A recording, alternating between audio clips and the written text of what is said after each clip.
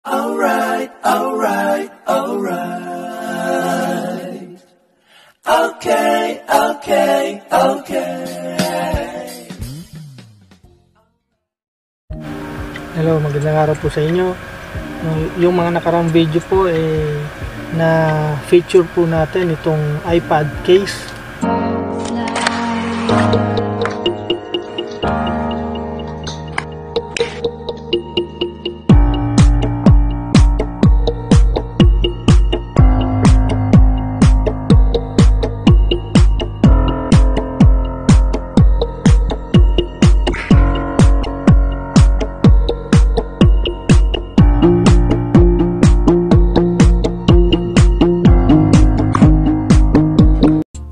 And also binilhan ko siya nitong pencil holder.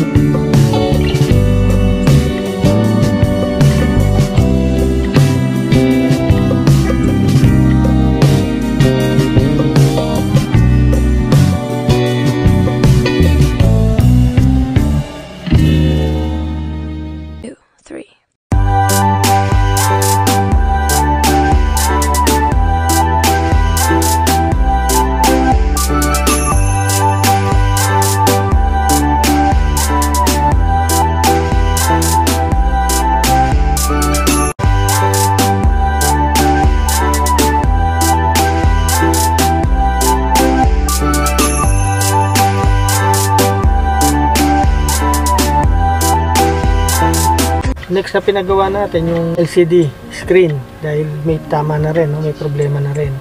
Ngayon, wala pa siyang protective tempered glass. So, naka-order na tayo, no? At ang pinili natin, protective shatterproof tempered glass film. Protective film, no? Pero tempered glass. Shatterproof tempered glass film. So, tempered na rin siya, no? Pero ito is paper-like. Yung pag ginamit mo yung pen, yung stylus, para ka sumusulat sa papel. Try natin ikabit itong protective film sa ating iPad. Para at least matuto rin ako, no? Check natin, no? So, wala naman siyang brand, no? Pero dito reliable lang nakalagay, eh.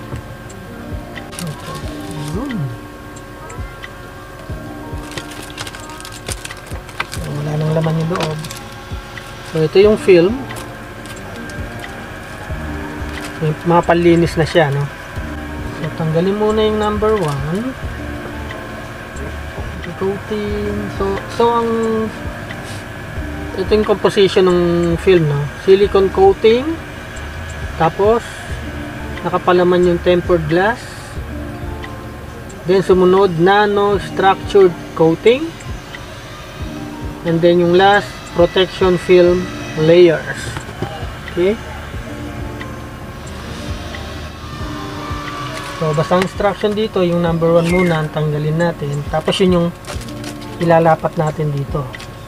First, tanggalin muna natin to dito sa casing. Okay. So, yung iPad natin, yung meron pang plastic, no? Yung ito kasi yung pinalitan yung LCD screen nito, eh. Kaya nandito pa. So aalisin natin siya, lilinisin. Patayin muna natin. Okay.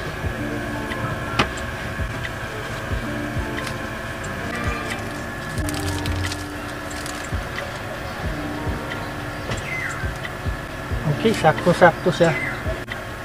Okay.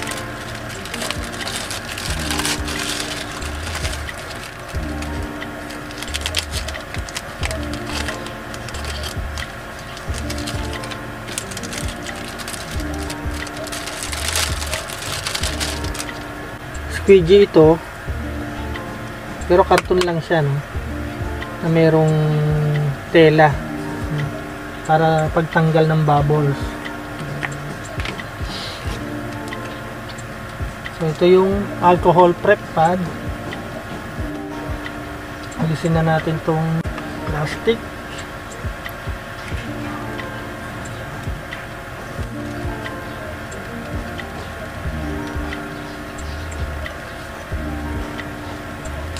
Nakakalinis pa niya.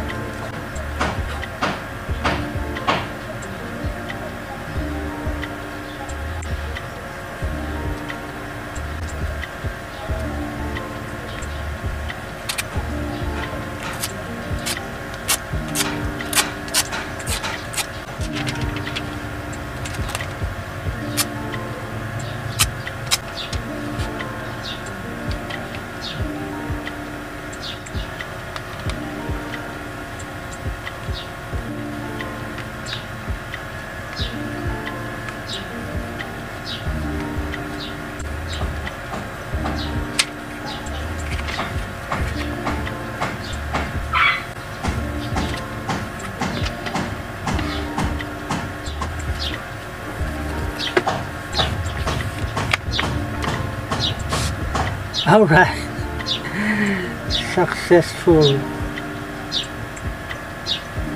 Naka-align naman, wala na yung bubbles. Tatanggalin na lang natin tong film na to, pero make sure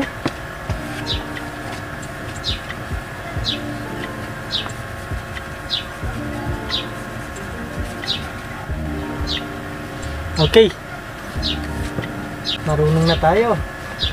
So, tatanggalin na lang natin tong top to number 2 na tab.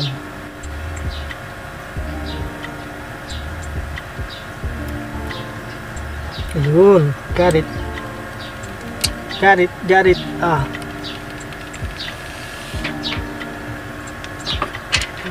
No bubbles.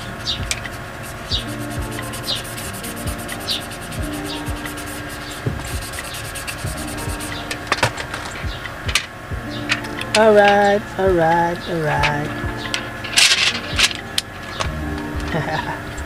Ayos. Alright. Since matte siya, guys, kita nyo naman, nawala yung shiny. Yung pagka-shine nung salamin natin, no? Naging matte na siya. Check natin, no, kung anong tunog niya.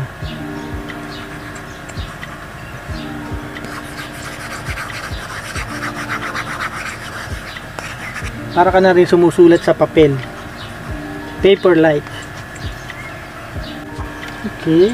Okay din naman yung brightness niya. Ayos pa rin.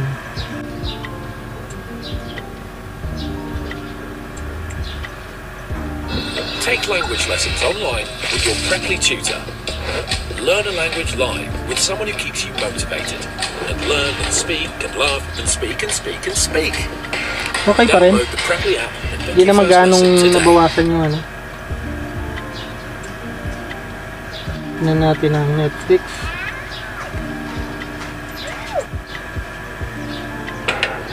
Okay, nakatodo yung brightness natin. Yung sharpness ng movie medyo naging dull, no? Hindi na siya yung katingkad ng kulay.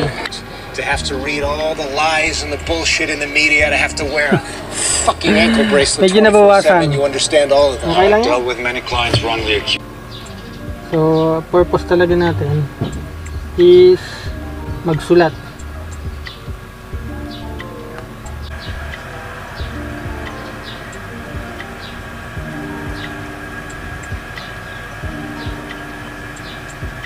Oh, galing ah. Parang sumusulat ka sa papel ah. Yeah. Okay, we're happy.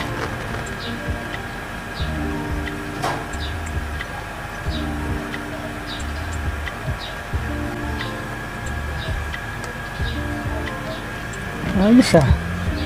Tignan nyo yung sounds ah.